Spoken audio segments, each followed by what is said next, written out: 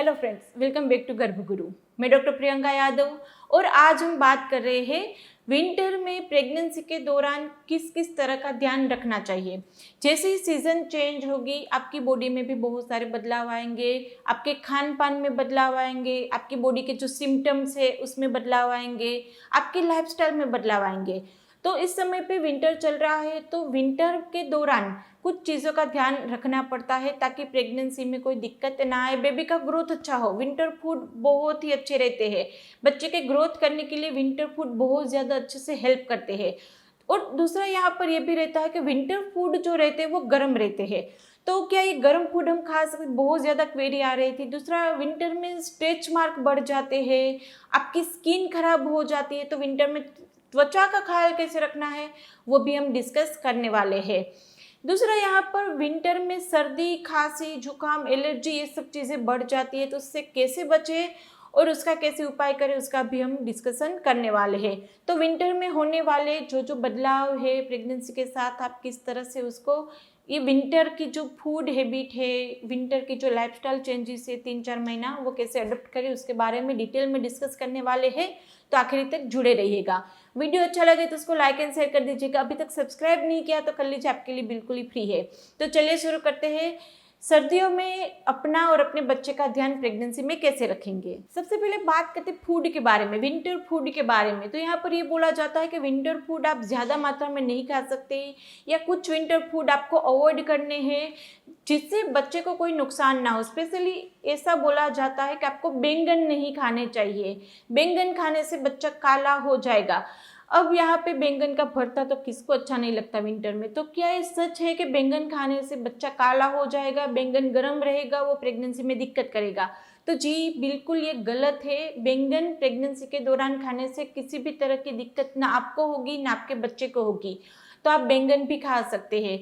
दूसरा, यहाँ पे ये बोलते हैं कि अभी पीस अच्छे आते हैं, यानी कि मटर अच्छा आता है। फिर दूसरे जो विंटर फूड रहते हैं वो खाने में, पचने में आपको दिक्कत करेगा। तो स्पेशली जिसका लास्ट मंथ चल रहा है या अभी अभी जिसकी डिलीवरी हुई है, तो प्रेगनेंसी के दौरान उसको खाने के लिए मना करेंगे। तो क्या मटर वगैरह जो दाने रहते हैं, दाने वाली सब्जियां जो रहती है विंटर में, वो खा सकते हैं।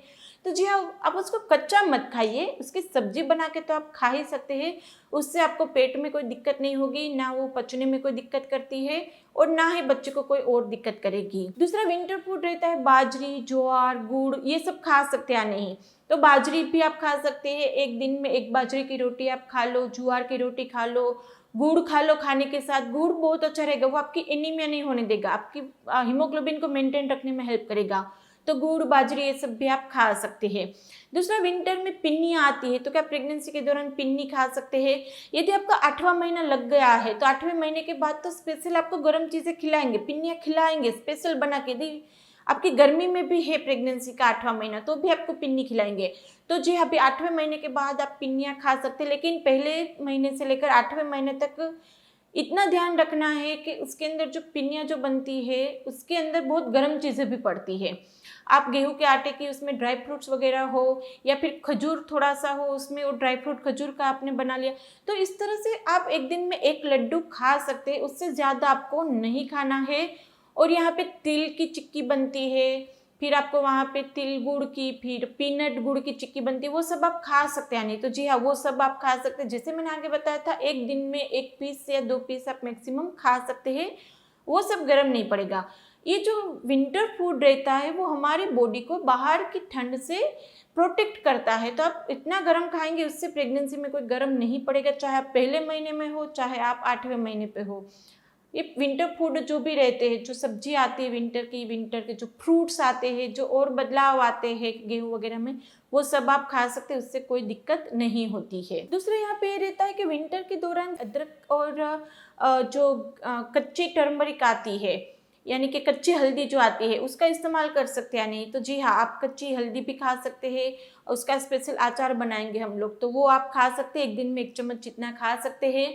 फिर चाय वगैरह में अदरक डाल के खा सकते हैं, लेकिन इतना ध्यान रखना है कि आप अदरक का जूस निकाल के चम्मच भर के जूस पी जाए, ऐसा सब कुछ नहीं करना है। थोड़ा सा अदरक का टुकड़ा आप दाल वगैरह में डाल दो, या फिर आप उसकी चाय में डाल दो, तो वो चलेगा। यदि आपको सर्दी खांसी वगैरह कुछ हो रहा है तो इसके लिए होम रेमेडीज नहीं करनी, जैसे आपने काढ़ा पी लिया या फिर हम अभी आगे हमने बताया कि आपने घर पे ही अदरक का जूस निकाल के वो पी लिया, ये सब आपको होम रेमेडीज ट्राई नहीं करनी है। यदि आपको सर्दी जुकाम एलर्जी ऐसा कुछ है तो आप वहाँ पे अपने गायनिक को बताओ, वो आपको स्पेसिफिक दवाएं दे देगी जो आपको या आपके बच्चे को कोई नुकसान नहीं करेगा। हाँ, आप यदि विंटर में जो एलर्जी है, जो सर्दी से हो रही है, उसको बचना चाहते हैं तो उसका बचने का उपाय हम आपको बता रहे हैं। तो आप क्या कीजिए, जैसे प्रेगनेंसी के पूरे 9 महीने के दौरान, नहीं ये विंटर नहीं, पूरे 9 महीने के दौरान आपको हैबिट बनानी है कि रात में जो दूध पी रहे हैं, प्रेगनेंसी के दौरान डेली के 2 ग्लास दूध आपको पीने चाहिए। उसमें सुबह का जो दूध पीते हैं उसके अंदर प्रोटीन पाउडर डाल के आप ले लो, लेकिन रात का जो दूध पी रहे हैं उसके अंदर आप ये हैबिट बना लो कि 1 पिंच आपको वहाँ पे हल्दी पाउडर डाल देना है पूरे 9 महीने के दौरान। तो आपको कभी भी सर्दी खांसी एलर्जी नहीं होगी, बच्चे की इम्यूनिटी भी अच्छी आएगी। तो आप विंटर से बचने के लिए हल्दी वाला दूध डेली रात में पी सकते हैं, लेकिन यदि आपको सर्दी जुकाम हो तो उसके लिए होम रेमेडीज ना इस्तेमाल करके आप स्पेशल दवाइयाँ ही ले लीजिएगा। विंटर में जो ड्राइनेस हो जाती है उससे बचने के लिए क्या करें, हमारी त्वचा एकदम ड्राई हो जाती है, उससे बचने के लिए क्या करें, तो उसके लिए आप वहाँ पे जो लोशन क्रीम होता है उसका तो इस्तेमाल कर ही सकते हैं, लेकिन कभी कभी उसके बावजूद भी आपकी स्किन ड्राई हो जाएगी तो आप कोकोनट ऑयल का इस्तेमाल कर सकते हैं। स्पेशली अपनी बेली पे यानी कि पेट पे, ब्रेस्ट पे और थाइस पे आप कोकोनट ऑयल लगाएगा। और यदि वहाँ पे स्ट्राया यानी कि स्ट्रेच मार्क ऑलरेडी डेवलप होने शुरू हो गए हैं तो वो आप कोकोनट ऑयल में थोड़ा सा विटामिन ई की जो कैप्सूल आती है इवियन करके आएगी, उसके 2-3 बूंद भी मिक्स करके लगा सकते हैं, या बायो ऑयल ले सकते हैं।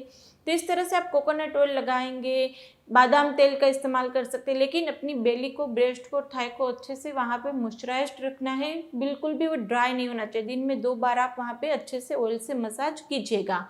और ऑलरेडी स्ट्राया डेवलप हो चुके हैं तो उसके लिए आप कैस्टर ऑयल का इस्तेमाल कर सकते हैं। कैस्टर ऑयल के अंदर विटामिन ई आप वहाँ पे मिक्स करेंगे तो ऑलरेडी स्ट्राया जो डेवलप हो चुके हैं उसको भी वो ठीक करने में हेल्प करेगा। और विंटर में पहराव में बदलाव की बात करें तो आप सॉक्स पूरा महीना पहन के रख सकते हैं। सॉक्स बहुत ज़्यादा आपको फिर भी ठंड लगती हो तो आप अपने पैर के तलवे पे विक्स का मसाज पहले कीजिए, बाद में सॉक्स पहन लीजिए, आपको ठंड भी कम लगेगी और आपके सर्दी जुकाम होने की जो टेंडेंसी वो भी कम हो जाएगी।